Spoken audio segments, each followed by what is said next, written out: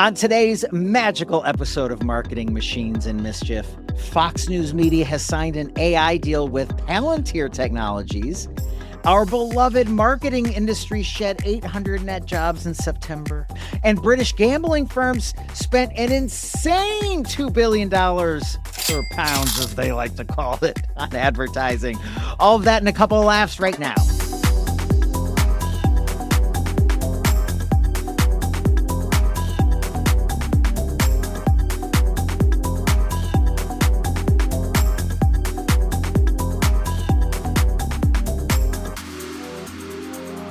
Welcome to Lady Miss Keir's favorite marketing show. My name is Matthew Newell. And I'm Chris Stone, and this is the show for a day 1 to day 10,000 marketer to help you just get better in your job as a marketing professional. Newellinsky, are we ready to get going today or what? Yes, we are. Here are the week's headlines from the industry who arguably created the first ever avatar, Max Headroom. Let's go. Today's lead headline, Fox News Media has partnered with AI meme stock giant Palantir Technologies.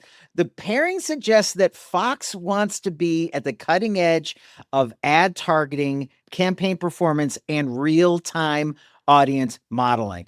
If you zoom out, though, Palantir is way tied up in AI and tech services for the federal government, including the Army, Space Force, HHS, Immigration, Department of Defense. I have no further comments lest I end up dead, rolled up in a carpet in a dumpster in the suburbs of Denver. I live every day like I'm trying to be a meme stock giant. How's it working out for you? Not so well. Next up in our marketing news queue, delayed data from the Bureau of Labor shows that advertising, marketing, and public relations shed 800 jobs in September. I'm so sorry. Of course, my mind immediately goes to that there was like AI related cuts, but this is the goodish news. If you dig a little deeper, it's also because of continued industry consolidation, which usually cuts down on like back of office stuff like accounting and HR, and slower client spending. However, AI is certainly a contributing factor. I'm sorry to say that. If you are new to marketing or advertising or PR, don't let this bother you. The smart and focused people always find opportunities, even when our industry goes down or up. There's always room for smart, focused people. Isn't that right, Chris? That is absolutely correct. Everyone's worrying about AI taking their jobs. AI is not taking your jobs. It's people who know how to utilize AI effectively that are taking your job. So lean into it. Understand this is just like electricity. It's going to be in everything. And if you don't know how to flip on a switch, I'm sorry, unemployment line time. It's a tool. It's a tool like me, just use it. Our final headline, online casinos and gambling firms in the UK spent an incredible £2 billion on advertising last year. New analysis from The Guardian shows that's a UK publication. That's about 2.6 billion US dollars. But for a country that is 20% the size of the US, our industry, the U.S. industry, needs to keep an eye on this from a societal perspective, because if gambling addiction spikes, y'all are on the wrong side of history. Now, having said that, if you'll excuse me, I need to place a prop bet on whether or not Lamar Jackson will have any spinach in his teeth in the third quarter of his next game. I could be a millionaire, Chris, because of this one. One little piece of spinach. I'll be a millionaire. Roll the dice on Lamar. All right, Matthew, it's time for Real Recognize Real. So let's talk about Dunkin turning a donut hole into an actual mascot. The Little Holiday Munchkin, a children's book narrated by Mindy Kaling about the existential crisis of being small in a small world obsessed with bigger, flashier treats. It's wholesome, it's clever, and honestly, it's working. Why this doesn't suck?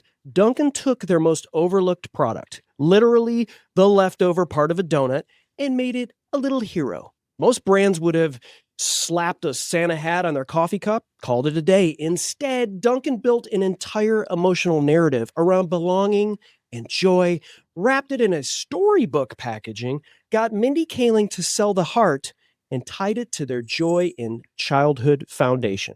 Oh, and they included a recipe for Munchkin's bread pudding at the end of the book. Because why stop at tugging heartstrings when you can also make people hungry? This integrated marketing, it's actually integrated marketing that integrates. It's holiday packaging that inspired the book. The book inspired the animation. The animation lives on YouTube and TikTok and television. There's merch. There's a charity angle. It doesn't feel like some sort of afterthought that they bolted on. It actually connects. And let's be honest, Matthew, celebrating the underdog always plays, man, especially when the underdog is bite-sized, sugary, and costs less than $2. Real recognize real. Dunkin' just made donut holes culturally relevant again, and that, Matthew, is a holiday miracle if I've ever seen one. This might be the first holiday miracle ever recorded. I love this because they really, what was it, 3-4 years ago when they got way out of the box with like the Dunkin' jackets and the ads and the Afflecks. Like it was good, and people started snapping that up. But I like that they're taking tonally and emotionally. I like that they're taking a different direction. I can't do the heart hands. Does that mean I don't have a heart? That means you're broken. Am I the marketing tin man? All right, it's time for my real recognize real. This is about Intuit. They are, just for a little background, Intuit is a publicly traded financial services software company out of California.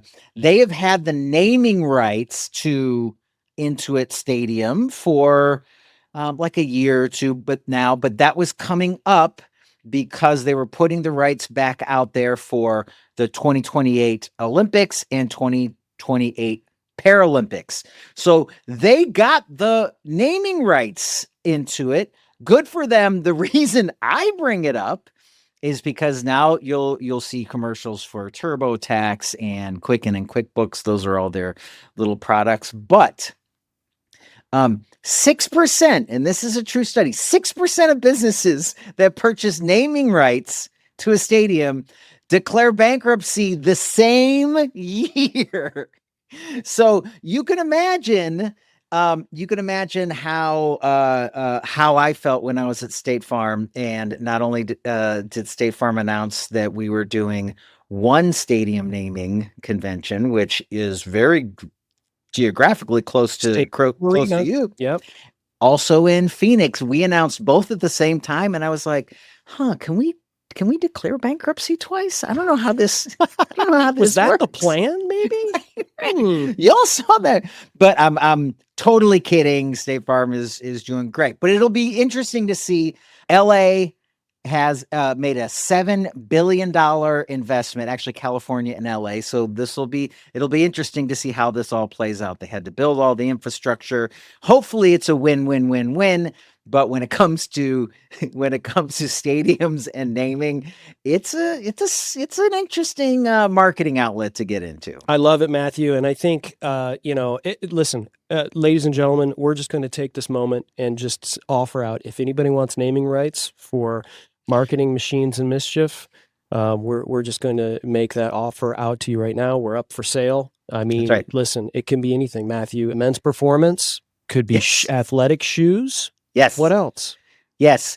It could be any flavor of Mountain Dew. Right. Okay. Previous or in the future. And Chris, I'm not only throwing the naming rights to the show on, I am putting back into play lower back tattoos. There we go. Yeah, so you get both. Marketing Machines and Tramp Stamps. That's right. It was the original name of the show.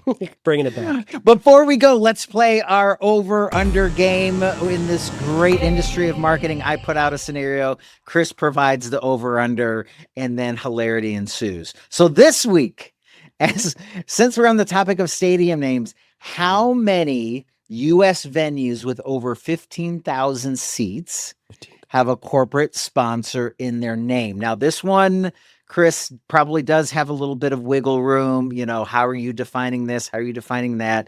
But my 2 hints, and I went on a deep AI search to what I think is the right answer, but it's close. One is the number's over 50, so I'll give you that much. And the second thing is, and I didn't know numbers could be a palindrome. This number is in fact a palindrome where the number is the same forward as it is backward. So where do you want to put the over under? Okay, palindrome. I know we're looking at 3 digits, probably 15,000 seats. So palindrome, I'm going to say over under 121. Ooh, I like it. I like it. I'm not saying that's the number, but I am saying that's a great guess. All right, that's it for Marketing Machines and Mischief, except a little lesson learned before we sadly say goodbye.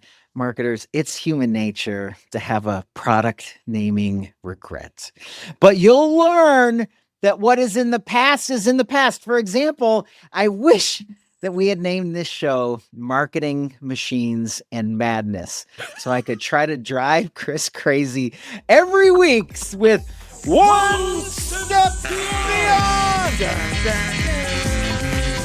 All right, we'll see you next week, Chris. See you next week, beloved viewer. Bye.